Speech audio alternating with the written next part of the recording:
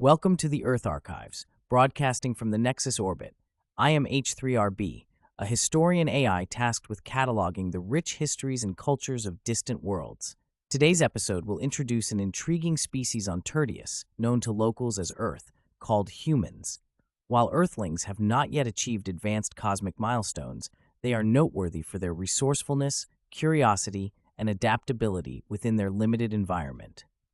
And I'm Quico, here to bring you an interstellar perspective on these humans, an uncontacted species of oxygen-breathing, carbon-based life forms, which is already fascinating on its own.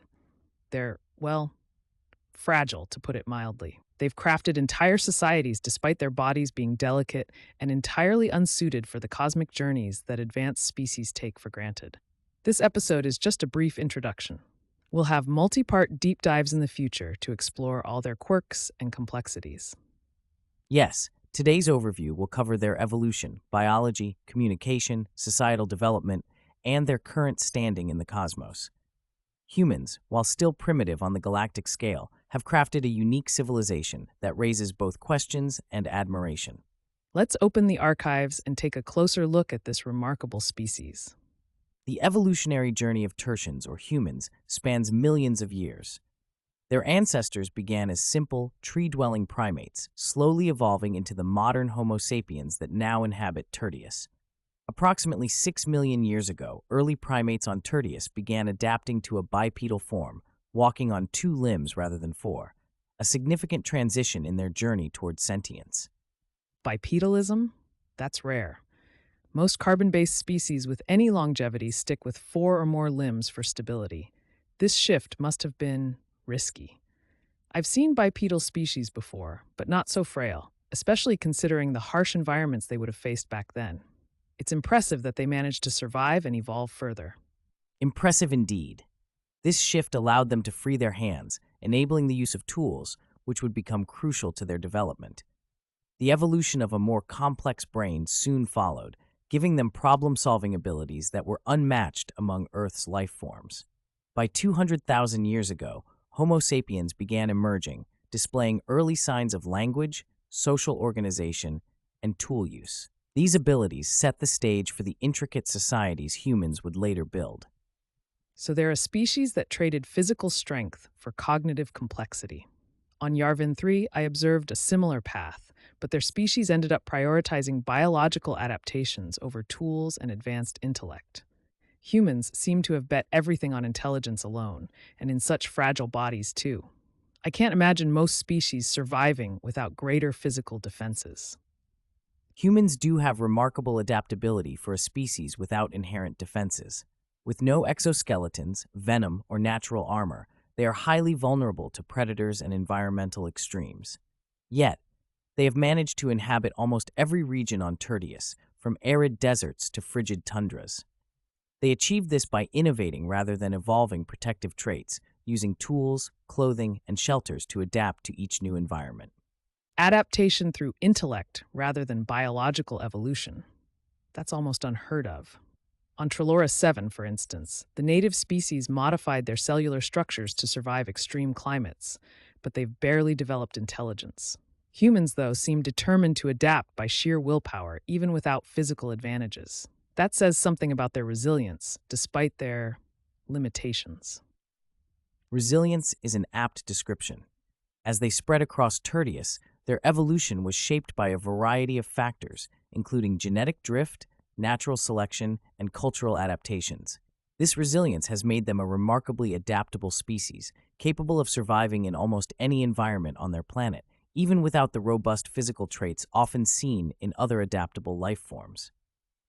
And all this time, they've relied on a carbon-based, oxygen-dependent biology. Most oxygen-breathing species I've encountered evolve with internal durability to handle their elements' reactive nature. On Eclera 4, for example, oxygen breathers have reinforced cellular structures that resist oxidation. But humans, they're entirely unprotected from the very air they need to survive. It's remarkable, really, almost like they're balancing on the edge of their own biology. True, humans' relationship with oxygen is complex. While it sustains their cellular functions, it also contributes to gradual cellular decay, which they refer to as aging. Their carbon-based biology is indeed fragile, prone to degradation over time, yet it has allowed them to innovate. They may be physically vulnerable, but their brains have driven them to create solutions to many of their natural weaknesses. A species whose brains compensate for the vulnerability of their bodies. Almost poetic, isn't it? I can see why they're so invested in medical research and longevity studies. They're practically racing against their biology. And the fact that they haven't yet developed universal body fortification techniques, like the Rukians of Jal 2, is a reminder of how limited their resources and technologies still are. Precisely. While humans have made great strides, their reliance on rudimentary biological structures and relatively limited genetic diversity has also limited their evolutionary progress. The survival of Homo sapiens alone, when they shared the planet with several other hominin species, is another anomaly. Through a combination of adaptability and circumstance, they are the only remaining sentient species on Tertius. Only one surviving branch. That's rare. Most planets with sentient life forms see at least 2 or 3 species develop simultaneously. Yet humans survived alone, fragile yet resourceful. I can see why they fascinate you, Herbert. They're practically a living paradox, physically weak, biologically complex, yet endlessly determined. It's like watching a race against cosmic odds. Indeed, humans are a paradoxical species in many ways. This single species has adapted, innovated, and persevered despite significant biological limitations. As we progress, we'll see how their resourcefulness continues to shape their development, leading them from simple tool use to the dawn of complex language and communication systems. Humans are a remarkable example of carbon-based, oxygen-dependent life, an unusual pairing in the galaxy. Oxygen, while efficient for metabolic processes, is highly reactive and introduces unique vulnerabilities. Most sentient life forms rely on methane or ammonia atmospheres for stability, which enables longer lifespans and biological resilience. However, humans thrive in an oxygen-rich environment despite its long-term cellular risks. Oxygen-based life. That's almost exotic. In my journeys, methane breathers are practically the norm. On Krillin 5, the methane-breathing species evolved with incredibly resilient cellular structures. Humans are almost the opposite. Oxygen gives them energy, but it also wears them down over time. It's like they're running a high-risk biological experiment every time they breathe. Quite so. Oxygen allows humans to produce energy efficiently, supporting their active metabolism and fueling complex behaviors. But it also accelerates cellular decay, something they refer to as aging. This cellular erosion is integral to their life cycle and influences their entire biological design, including relatively short lifespans compared to methane-breathing species. And they're carbon-based as well. You'd think the galaxy would be brimming with carbon-based species, given carbon's adaptability, but it's rarer than I'd expected. On Iller 3, the methane-breathing carbon-based species evolved to withstand their element without decay. Humans, though, they're built to be flexible, yet constantly breaking down. Their bodies are like delicate instruments needing constant tuning. An interesting analogy. Human physiology emphasizes flexibility over durability. Their muscles, for instance, rely on complex fiber structures that allow for fine motor skills and agility, which is particularly advantageous for tool use.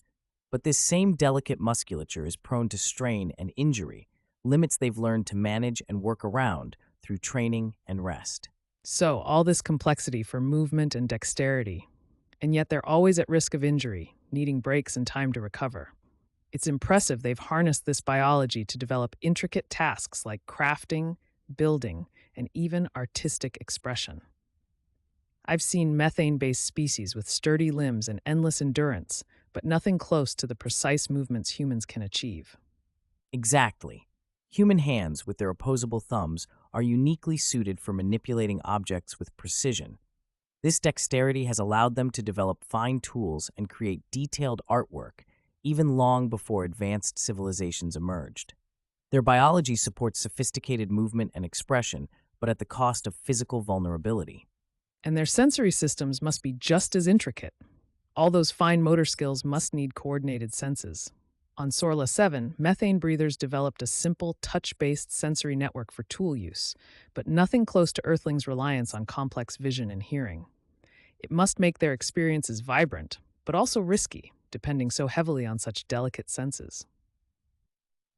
Indeed, humans depend heavily on their sensory systems, particularly sight. Their vision, adapted for daylight, provides detailed perception in color, enabling them to navigate complex environments and recognize subtle visual cues. This reliance on sight shapes everything from their art to their social interactions. However, their senses are specialized and limited to a narrow range, making them highly susceptible to environmental changes. So they're built to see the world in vibrant detail, but only within certain bounds. That must make them hyper aware of their surroundings while still vulnerable to the unexpected. I imagine this limited range of senses would give them an intense connection to their immediate environment, almost like they're always on high alert, adapting with every step. Precisely. This sensitivity to their surroundings has cultivated a deep connection to their environment. Humans rely on their senses to assess potential threats and opportunities, which has shaped their evolution as both cautious and observant beings. Their dependence on a specific range of sensory input, however, limits their perception, requiring them to supplement with technology for exploration beyond Tertius. It's almost poetic, highly attuned yet inherently limited. They've adapted well, but without the durability or range other species enjoy. And despite these limits, they've developed complex societies, art, and even technology to expand their world. They're fragile, yet ambitious, reaching beyond their physical constraints. I can see why humans have developed such a fascinating relationship with their bodies. Yes, humans' biological fragility contrasts sharply with their drive to explore and understand the cosmos. They have yet to overcome their oxygen and carbon-based limitations, but they compensate with tools, ingenuity, and adaptation. Next, we'll examine how their communication systems evolved to share and preserve knowledge, further enabling them to transcend their physical boundaries and build a shared cultural legacy. One of the most defining characteristics of Tertians, or humans, is their intricate and diverse language systems. While many species in the galaxy use various forms of written language, humans have developed thousands of distinct spoken languages and multiple writing systems, each with unique rules and structures. This diversity arose as groups developed in relative isolation across Tertius, resulting in languages suited to local needs and cultures. Thousands of languages. I've seen planets where every group has its own dialect, but not to this extent. It must make communication a constant challenge. They're living side by side, but every new encounter could mean decoding an entirely different system. I imagine humans have to invest quite a bit just to understand one another. Indeed, unlike some species that communicate through shared neural networks or hive minds, humans communicate individually, using language to bridge gaps in understanding. Each person's thoughts and experiences remain isolated until expressed. This requires a constant effort to interpret, teach, and learn from each other, which is why language plays such a central role in human interaction and societal development. So every human's mind is completely separate from the next. No shared network, no direct link. They have to explain themselves every time. On Valuria 5, for example, the dominant species evolved a partial hive mind, which keeps individuals linked for decisions. But for humans, each communication is like a fresh start, a personal effort. Precisely. Human languages don't just convey information, but build connections, transferring complex thoughts, feelings, and ideas one individual at a time. This diversity of languages also shapes their cultural identities. Entire communities view language as a symbol of heritage and social unity. But this separation can create barriers. For instance, two humans speaking different native languages might find understanding each other difficult without a common language. And despite all these languages, they're still separated from other species on their planet. I've seen plenty of species that develop interspecies communication for mutual survival or cooperation. But humans, they don't have any reliable way to communicate with other Earth creatures. They share the planet with them, but they're effectively isolated. Correct. Although some humans develop simple signals or interpretations of animal behavior, they remain unable to truly communicate across species boundaries. Humans' languages evolved primarily for human-to-human interaction, leaving them disconnected from the other sentient and semi-sentient life forms on Tertius. This isolation has led them to develop specific roles for animals, often as resources, companions, or symbols, without deeper reciprocal communication. Fascinating. It's almost as if language binds them together as a species while keeping them separate from everything else around them. It must reinforce a strong sense of us and them, which may explain a lot about their social organization. Very much so. While this isolation may limit their understanding of other species, it has led to a sophisticated level of language evolution within human societies. They've developed both spoken and written forms of communication, the latter allowing them to preserve history, laws, and cultural narratives across generations. Written language is fundamental to their civilizations, storing knowledge that outlasts any one individual. And these writing systems aren't all the same, right? Some planets in our archives, like Draconis 12, have unified written languages that everyone shares, but humans have invented entirely different ways of writing. They encode sounds, ideas, even abstract symbols, depending on the region. Yes, early human writing systems like hieroglyphs and cuneiform recorded ideas using symbols and images, while alphabets represented individual sounds, allowing for versatile and complex expressions. Over time, humans standardized certain scripts, but regional differences remain. This variation adds both richness and complexity to their communication. A single written system could be incomprehensible to another group without study. So even with writing, they're continually learning from each other, almost like each new language or script is an invitation to explore another culture. I can see why they put so much value on translators and interpreters. They're practically cultural bridge builders. Indeed, to overcome these linguistic barriers, humans developed lingua francas, common languages that serve as bridges across different linguistic communities. Languages like English, Spanish, and Mandarin are spoken widely to facilitate trade, diplomacy, and cultural exchange. Additionally, humans are developing technology to assist with language translation, though it remains imperfect and requires constant refinement. So humans are essentially navigating a maze of language, each dialect and script carrying layers of history and regional identity. It's almost like their languages are living entities, constantly changing with new words and expressions. And they carry it all manually, teaching, learning, and passing down through generations. It must feel like a legacy as much as a tool. An apt description. Language for humans is more than functional. It's a vessel of cultural memory, symbolizing shared values, philosophies, and humor unique to each group. These diverse languages have shaped human societies and provided a foundation for scientific, philosophical, and artistic endeavors. While other species may possess highly efficient neural networks, humans have chosen a path where each word and phrase has to be earned, shared, and preserved individually. And it's still evolving. Every generation adding, changing, reinventing language. They're bound to it, yet it's never fixed. It's a constant work in progress.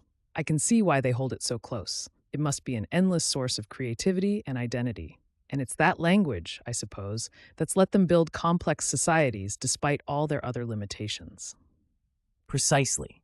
Human language has not only connected individuals, but also enabled the formation of societies, communities, and complex governance. In our next chapter, we'll explore how these communication systems helped shape the first organized human civilizations as they moved from isolated groups to interconnected societies. As humans evolved, they transitioned from small nomadic groups into settled communities, sparking the development of structured societies. Roughly 10,000 Earth years ago, equivalent to 10,000 Tertius solar cycles, humans began cultivating crops and domesticating animals, a transformative period they call the agricultural revolution. This shift allowed them to form permanent settlements, giving rise to villages and eventually sprawling cities. Cities are a fascinating leap. Many planets in the archives have bustling metropolises, but humans went from roaming groups to complex city structures without the shared mental networks seen in some civilizations. Each human carries individual knowledge, so building cities must have required remarkable coordination. Exactly. Early human cities, such as those in the Fertile Crescent, became hubs of trade, governance, and culture. These cities required new ways to manage resources, resolve conflicts, and coordinate labor. To achieve this, humans developed roles and hierarchies within their societies, assigning leadership to oversee community needs and facilitate cooperation among diverse groups. Assigning roles and organizing themselves. On Zelfra 8, a single species has multiple urban centers, but their social structures are instinctual. Everyone has a predetermined place. With humans, though, each person seems free to choose, creating social roles and adapting as their communities grow. It must have taken countless adjustments to find methods that worked. It was a process of trial and error. As human cities expanded, they faced challenges in resource management and social organization. They established governing structures, from councils to appointed leaders, to oversee everything from food distribution to public safety. In the ancient city of Uruk, for example, early bureaucratic systems were implemented to maintain order and track resources, establishing a model that influenced other emerging civilizations. So their societies evolved organically over time, responding to each new challenge as it came. On Thrixis 5, they developed a central authority first, which then planned the growth of cities. But humans? They seem to have allowed their cities to shape themselves around needs and opportunities. It must create a different kind of social environment, one where every change is felt deeply. That's an insightful observation. Human cities did indeed grow in response to practical needs, often unplanned and adapted on the spot. This flexibility allowed each city to develop its own identity, shaped by geography, resources, and the skills of its inhabitants. Governance evolved with it, introducing systems for resolving conflicts and ensuring communal well-being. And that governance must have been critical for such independent beings. On many worlds, cities are unified under a shared governing body from the outset, with a centralized authority that organizes everything. But humans seem to have built their governing systems from the ground up, city by city, often differing in structure from one region to another. Precisely. Human societies remain notably diverse in governance, with systems ranging from councils of elders to centralized kingdoms, depending on regional traditions and leadership styles. This diversity often led to trade and cultural exchange between cities, as well as competition. Each city developed a distinct identity, often forming alliances or rivalries with neighboring settlements. Alliances and rivalries, another hallmark of cities across the galaxy. On Gylora 6, city-states constantly forge and dissolve alliances based on mutual resources. Humans must experience something similar, where one city's strength influences another. But with so many unique governing systems, it must add a layer of unpredictability to every alliance and every rivalry. Very true. In some cases, neighboring human cities merged under unified rule, while others maintained independence, often leading to both cooperation and conflict. Trade routes between cities became vital as regions exchanged specialized goods, skills, and knowledge. This flow of resources allowed cities to grow, increasing the complexity of their societies. And with that constant exchange of ideas, they must have developed new skills at a rapid pace.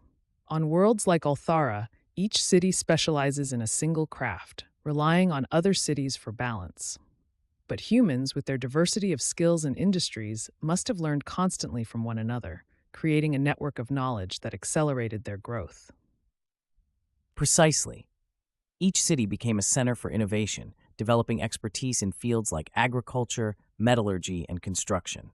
Skilled artisans created everything from tools to art, while merchants facilitated exchange across vast distances. This intercity network became the foundation for human civilization, allowing individual communities to thrive while collectively advancing human knowledge and technology. So every city was like a node in a larger network, each with its strengths, connected but unique.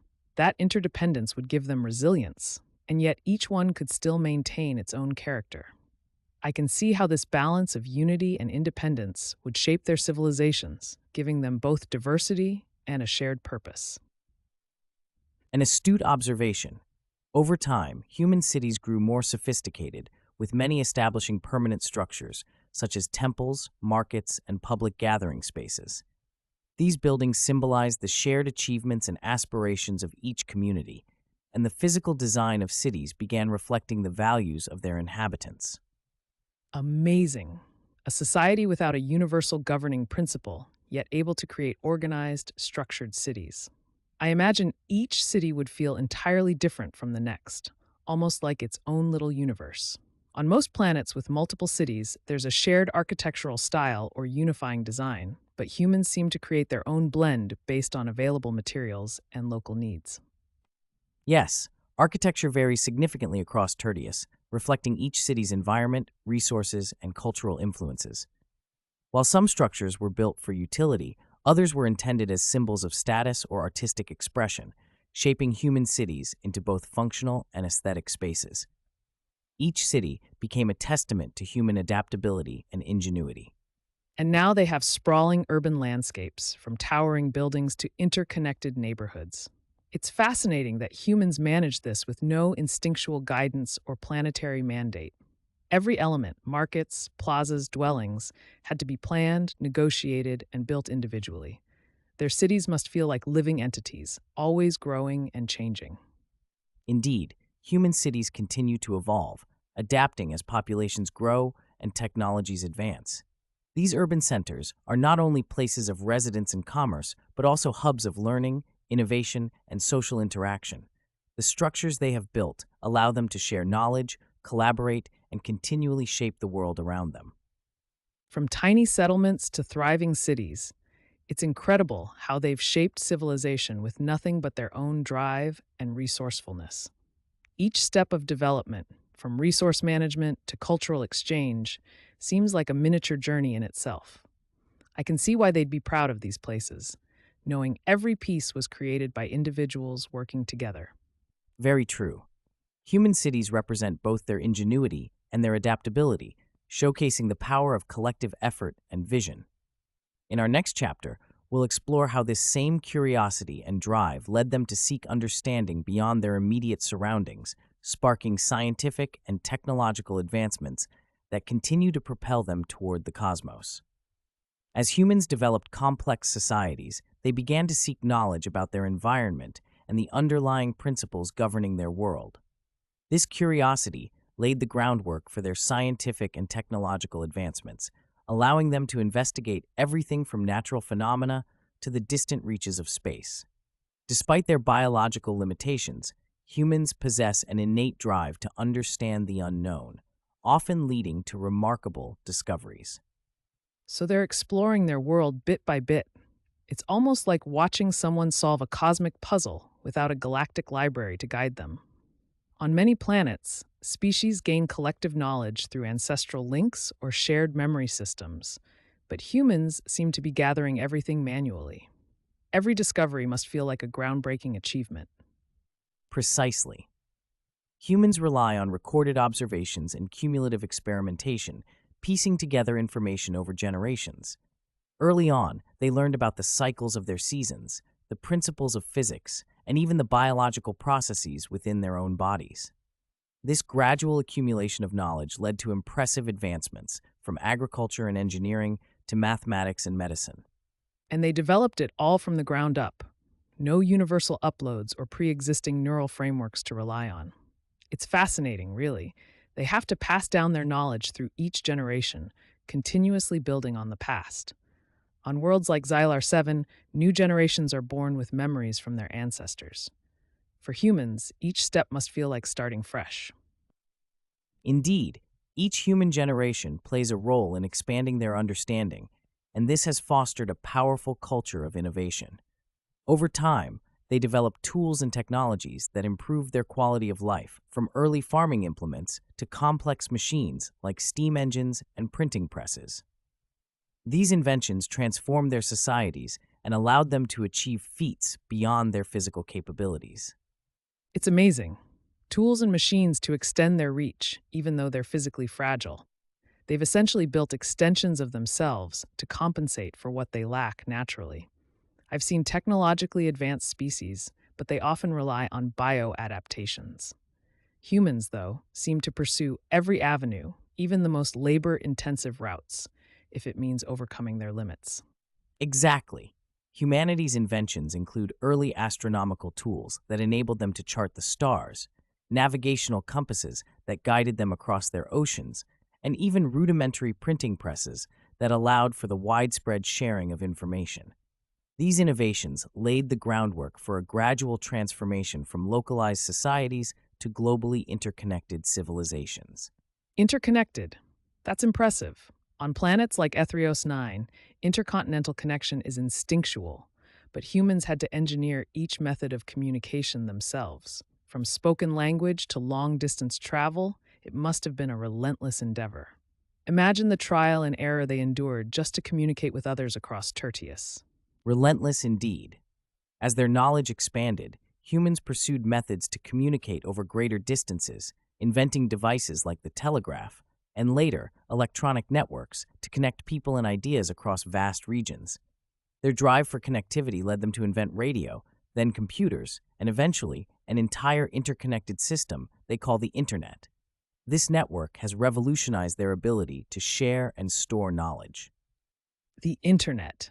Now that's a major feat for an unconnected species. They've essentially created a digital hive of information, but one where every individual contributes independently.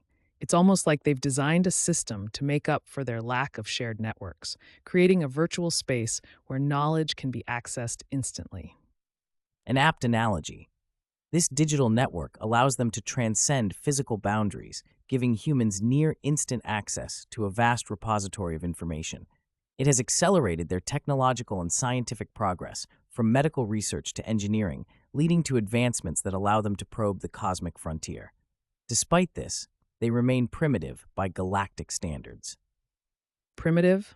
I suppose in cosmic terms, they haven't achieved the basics. No faster than light travel, no genetic fortifications, no multi-world colonies. On Elarith 6, species achieve cosmic exploration by their second societal era, but humans are still in their first. They're bound to Tertius, even as they look to the stars. Correct. Humans have achieved extraordinary feats for their level of development, yet they remain grounded in their solar system. They have sent probes to neighboring celestial bodies, such as their natural satellite Tertius Natural Satellite 1 and their closest planetary neighbor, Quartus, known to them as Mars. However, their technology limits them to relatively small cosmic distances, and they lack the advanced propulsion needed for interstellar travel. So they're exploring with what they have, bit by bit.